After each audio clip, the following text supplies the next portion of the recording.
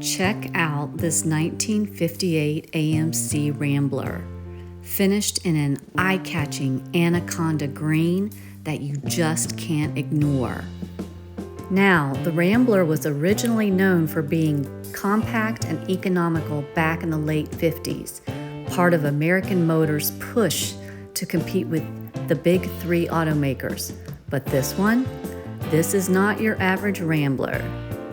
It's been completely transformed with a 6.2-liter supercharged engine, giving it serious modern muscle under that classic body. This build is the perfect blend of vintage style and high-performance attitude. Next, we've got a true classic, the 1951 Chevy Bel Air. This green beauty features a 235 engine pushing around 125 horsepower, which was a solid performer in its day. The early 50s Bel Airs were known for their smooth lines, chrome accents, and that unmistakable post-war American style. And let's talk about the interior. Green and white leather that just screams classic elegance. This car is a reminder of a time when cruising was all about style, comfort, and making a statement.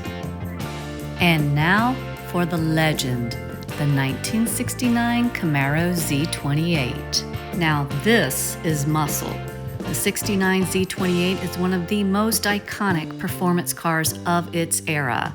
Originally built for Trans Am racing with a high-revving, small-block V8 and aggressive styling to match. Known for its bold stance, racing stripes, and serious power, the Camaro Z28 quickly became a symbol of the late 60s American performance. And in this green finish, it stands out in a whole new way.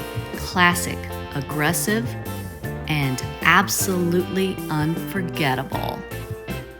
These definitely are three green machines that wow.